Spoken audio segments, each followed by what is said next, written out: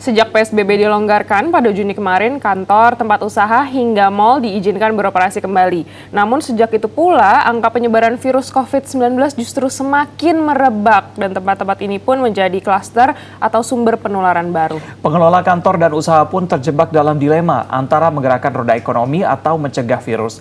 Lantas seperti apa masifnya penyebaran di klaster-klaster baru ini dan apa akibatnya? Berikut laporan khas Redaksi Pagi.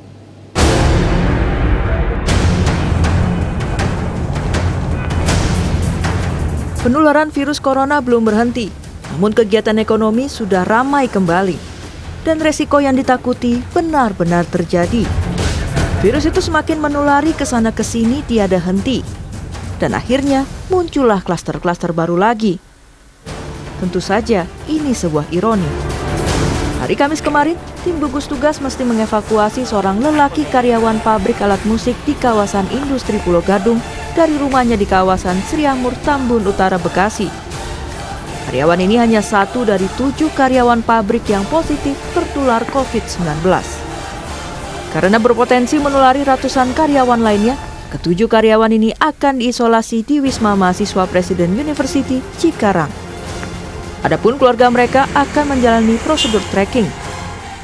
Pagi ini kami mendatangi pasien dengan konfirmasi positif dan hari ini kami putuskan untuk dirujuk ke PU untuk isolasi mandiri. Isolasi di PU selama 14 hari. Mudah-mudahan nanti swab yang kedua sudah diterima. Penularan di kantor Dinas Kependudukan dan Catatan Sipil Pasuruan, Jawa Timur tak kalah geger.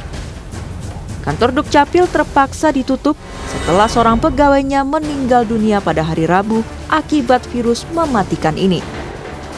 14 orang lainnya dalam pengawasan ketat karena hasil tes cepatnya positif. Tim gugus tugas tak mau ambil resiko. Setelah kantor ditutup total, seluruh ruangan kerja, ruang tunggu, hingga tempat parkir disemprot disinfektan. Penutupan total ini berlangsung selama 14 hari dan seluruh pelayanan KTP, kartu keluarga, hingga akte kelahiran dialihkan secara online.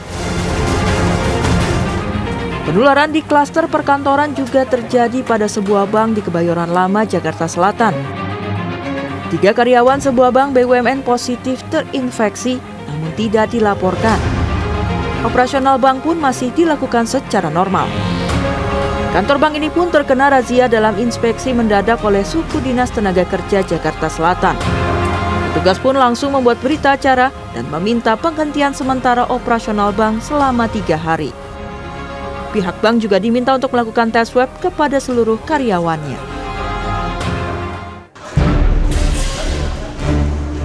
Selain pabrik, bank, dan kantor kedinasan, saat ini mal juga menjadi tempat dengan resiko penularan virus yang tinggi.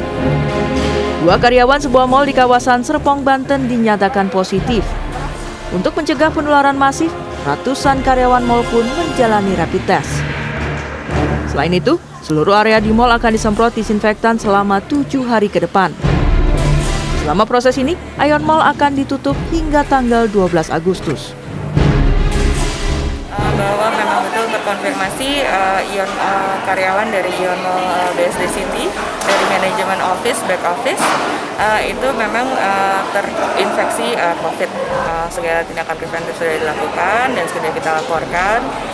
Dan hari ini kita lakukan rapid test itu sesuai dengan anjuran dari pemerintah bahwa untuk melakukan penutupan mal, untuk melakukan sterilisasi. Jadi kita disinfektan menyeluruh untuk Ion Mall.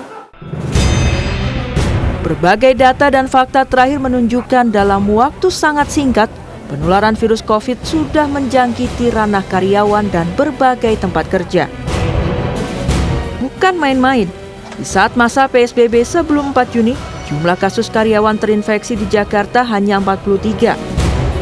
Namun setelah pelonggaran PSBB mulai pertengahan Juni, jumlah ini melonjak menjadi 459 kasus pada 90 kantor. Dalam waktu tak sampai 2 bulan, lonjakan kasus di perkantoran dan mal naik 10 kali lipat. Luar biasa. Penularan ini bisa terjadi dari berbagai sebab, Karyawan bisa tertular dari orang asing dalam perjalanan ke kantor atau pabrik, lalu menulari rekannya ketika bekerja atau makan siang. Penularan juga rentan terjadi lewat mesin absensi sidik jari.